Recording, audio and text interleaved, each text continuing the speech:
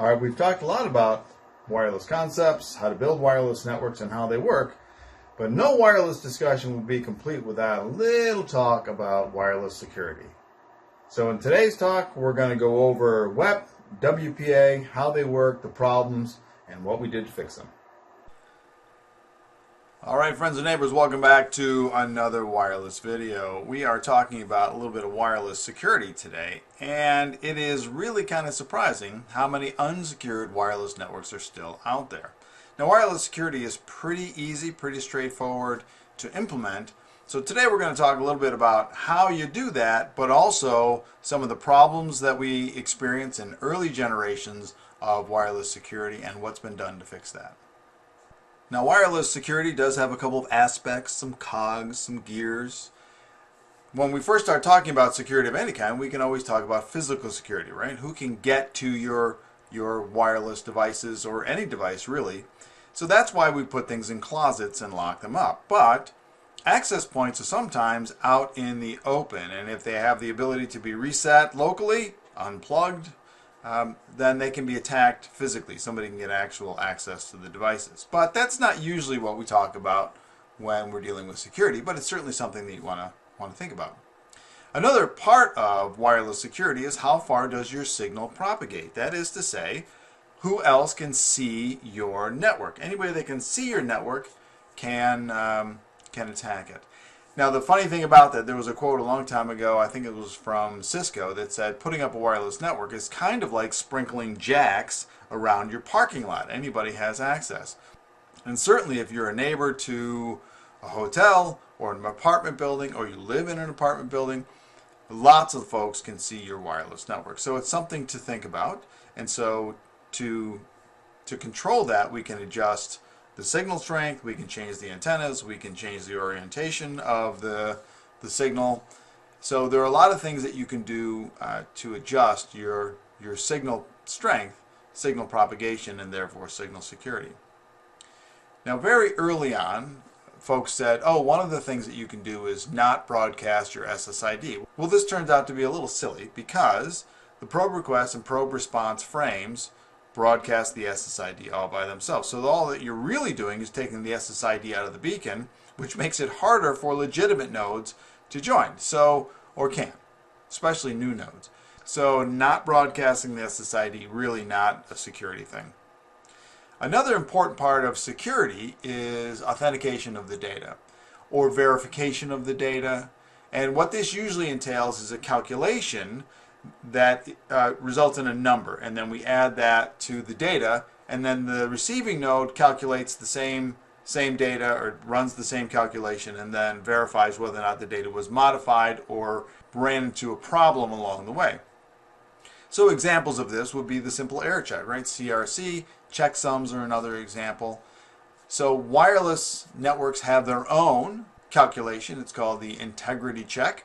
And this is not to be confused with the authentication mode of operation, right? So when you join a cell, you may recall from an earlier video we said we scan, and then we authenticate, and then we associate. Well, this is not that authentication step. This is authentication of the data calculation. And the last thing, and the thing that most people talk about, is encryption. And of course, we started with WEP, or Wired Equivalent Privacy. It was broken, folks ran it down. But of course, if WEP is all you have, it's certainly better than nothing, because somebody still has to have the skill to break it. And then the replacement for WEP was Wired Equivalent Privacy. There are several versions of that. And then there was an enterprise model as well that allowed us to implement different types of encryption, different types of authentication. So today we're not really going to go after the enterprise version, which is 802.11i. We're going to talk about WEP and WPA mostly. All of this wireless stuff that we're talking about can be categorized as a symmetric stream cipher. And this means a couple of things. One is that the key, or the passphrase, is sprinkled around everybody, including the access point. So the access point and the nodes all have the same key or the same passphrase. Okay. Everybody's using the same algorithm. So whatever you encrypt with, the receiver decrypts with the exact same key, the exact same algorithm, the exact same process. It's just run in reverse. Now, the way that we did WEP is that you would deploy up to 4 keys. Now it sounds like a really good idea, but nobody ever rotated their keys. So everybody would put 4 keys out there and then they would always use the same one. And so in the image right up there, you can see there's a key index. That's the key number that you're using. And that's just a 2-bit field that says, you know, are you using 00, 01, 10, or 11. Now the keys in both WPA and WEP, they're not used directly. There's a value called an initialization vector. So there's an engine that we actually run the key and the initialization vector through to actually get you what you're going to use to encrypt the data. And we'll see exactly how that works here in a minute. Now when you encrypt, you create an initialization vector, and then you modify the key based on the initialization vector, you encrypt the data, and then you send it across the network. But of course the other side, the receiver, needs to know how you encrypted the data. So you have to include the initialization vector along with the packet. So every packet gets its own initialization vector. You tell the receiver what key you used and the initialization vector, and then you send it off. And then of course we do an integrity check, which goes along with it, the CRC and the image up there. Now the last thing I'll mention about WEP is there were 2 flavors of implementation when you set it up on your network. You could do an open authentication. Now this is not the integrity check, but this is the packets that we use to authenticate a user. And from the earlier videos, we know that there is really nothing to the authentication. Can I come in? Sure. So WEP said, well, you know, we could do a challenge. We could send you a challenge text, and then you would encrypt it and then send it back to us. And if we could decrypt what you sent, we know that you were a valid node. Well, it turns out that this was a really bad idea because it gives the hacker ammunition. What you just did is you sent the clear text version of the challenge across the network, and then the encrypted version came right back. And so the attacker just says, okay, there's the encrypted version, here's the unencrypted version, let me see if I can brute force the clear text. And then they have your keying material. Okay, so almost everybody, if they were deploying WEP, used open authentication. And then lastly, the algorithm behind all of these generations is RC4, which is based on XOR. Now the cool thing about XOR is that you've got a stream cipher and then you've got your plain text. And then you wind up with ciphertext. But when you're looking at the encrypted stream, you have no idea if the 1s or 0s were from the key stream or from the data, because the way an XOR works, and you can see in the truth table here, is that if there's a 1 or a 0, then the output is a 1. But if it's 2 0s or 2 1s, it would be a 0. Now this is different than an OR gate, because an OR gate, if you have a pair of 1s on your inputs, you also get a 1. So that's why it's an exclusive OR. It has to be that only one of the inputs has a 1 in order to get a 1 on the output. So here's the basic operation, right? This is right out of the standard, this whole thing up here, right out of the standard. So you have a key, and the key gets modified based on the initialization vector. And so it goes through a pseudo-random number generator. That's what the PRNG is. Now, while you're figuring out what your keying material is going to be, you have the plain text coming through too. So the plain text comes through, and you do the integrity check on that. That's the calculation, and that goes along with the packet. So there's an integrity check value that gets done, and so we set that aside. So now we've got the plain text that goes in, and it goes in with your stream cipher values. And then all of that is XOR'd together, and you get your ciphertext. So that's the encrypted packet. And then along with the encrypted packet, we include the IV and the integrity check, and that gets sent across the network. At the receiver, you do the exact opposite. You take the initialization vector, you get your keying sequence, and then you XOR the received packet, and you get the plain text back, calculate the integrity check value to make sure nothing happened along the way, and then you process the packet. So what's the problem with WEP?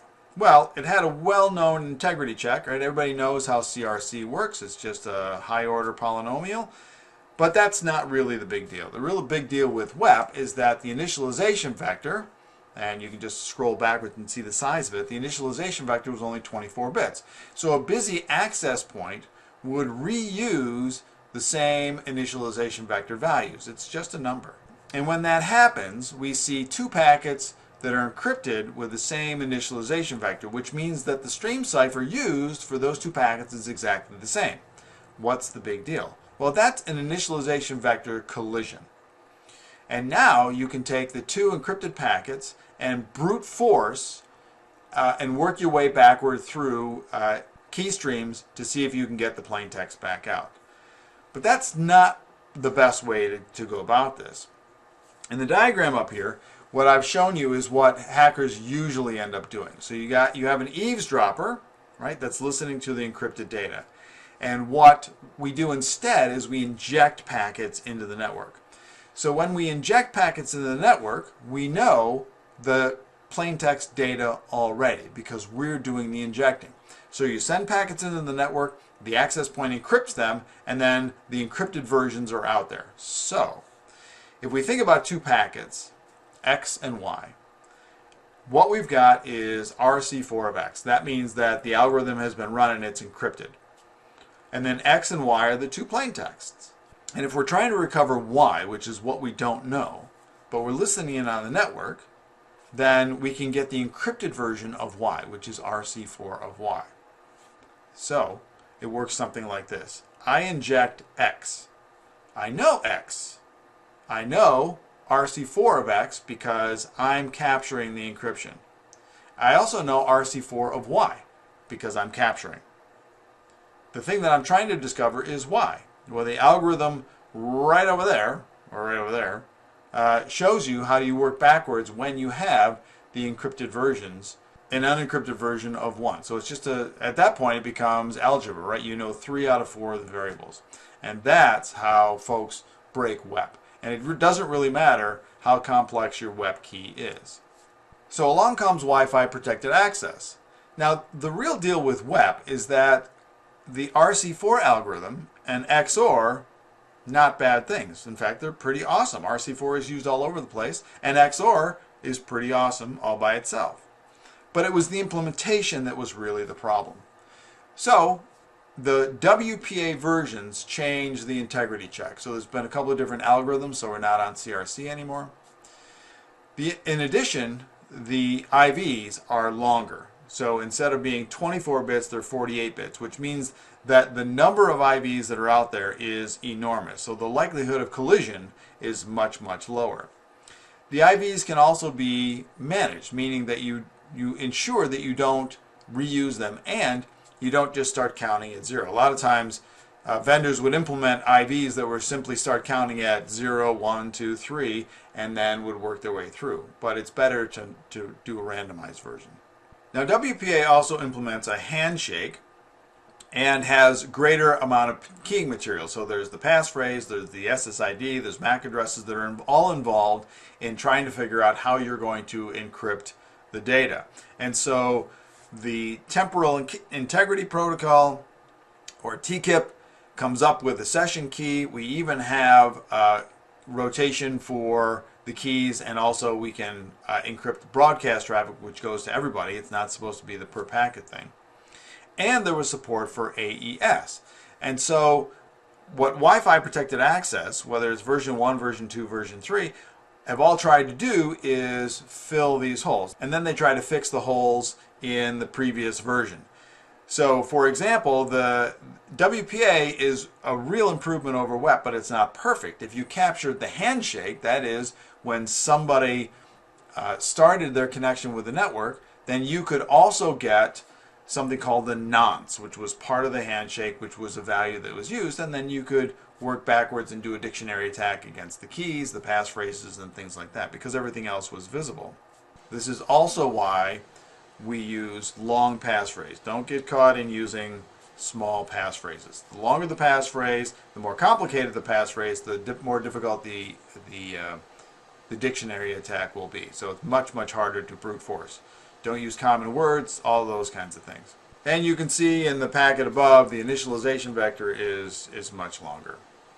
All right, so we've chatted a little bit about wireless security and some of the problems with WEP and how we've sort of solved those moving into WPA 123. Now there are lots and lots of, but there's more to wireless security than we've talked about today. This has certainly been a discussion probably for SOHO networks.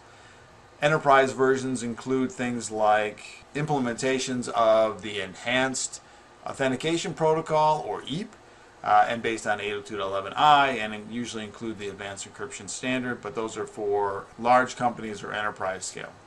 Well, I hope this helped with your understanding of some of the basics of wireless security and helps you move forward in your own. It's not difficult. Just put that passphrase out there. Don't use short ones, and make sure that you sprinkle it around to all the nodes. Hey, thanks for watching. Thanks for listening. Like and subscribe if I helped, and may those packets always reach their destinations in a secure fashion.